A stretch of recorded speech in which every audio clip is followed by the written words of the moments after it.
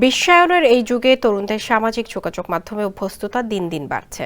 নাগরিক ব্যস্ততার কারণে সরাসরি সাক্ষাতের সময় ও সুযোগ কমে আসাটা সামাজিক যোগাযোগ মাধ্যমের প্রতি তরুণদের পাশাপাশি মধ্যবয়স্কদের আগ্রহ বাড়ছে পাল্লা দিয়ে। বিশেষ করে যারা প্রবাসে থাকেন তারা দেশের মানুষের সঙ্গে যোগাযোগ ও খবর দেওয়া নেওয়ার জন্য নির্ভর করে থাকেন সামাজিক যোগাযোগ মাধ্যমের ওপর। এর মাধ্যমে প্রিয়জনের সঙ্গে ভাগ করে নেন নিজেদের সুখ দুঃখের মুহূর্তগুলো।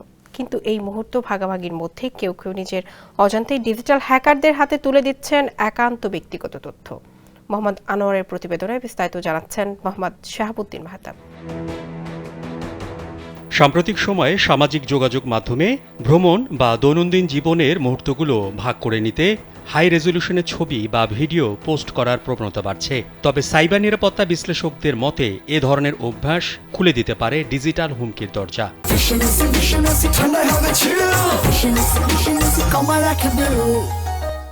সম্প্রতি মধ্যপ্রাচ্যের উন্নত অর্থনীতির দেশ সংযুক্ত আরব আমিরাতে এ সংক্রান্ত সতর্কতা জারি করা হয়েছে।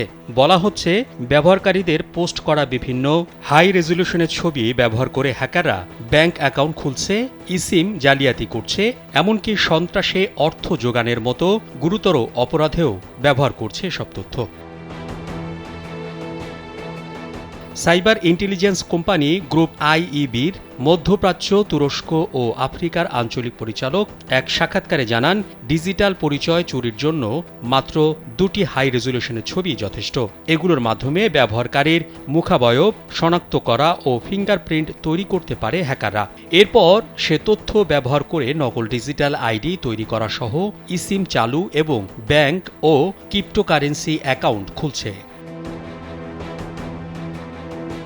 সাইবার নিরাপত্তা বিশ্লেষকরা জানান, হ্যাকাররা সচেতনভাবে শুক্রবার রাতে হামলা চালায়, কারণ এ সময় কর্পোরেট সিকিউরিটি টিম সম্পূর্ণভাবে সক্রিয় থাকে না।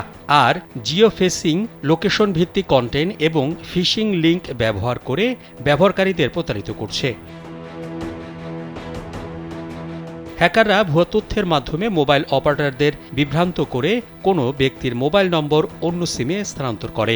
এরপর ওই সিমে ওটিপি নিয়ে ভুক্তভোগীর ব্যাংক অ্যাকাউন্টের প্রবেশ করে। উন্নত কৃত্রিম বুদ্ধিমত্তা প্রযুক্তি ব্যবহার করে কোনো ব্যক্তির কণ্ঠ ও মুখাবয়ব নকল করে প্রতারণামূলক ভিডিও তৈরি করে অপরাধে জড়ায় অনেক গোষ্ঠী। মোহাম্মদ শাহাবুদ্দিন মাহতাব, কালবেলা।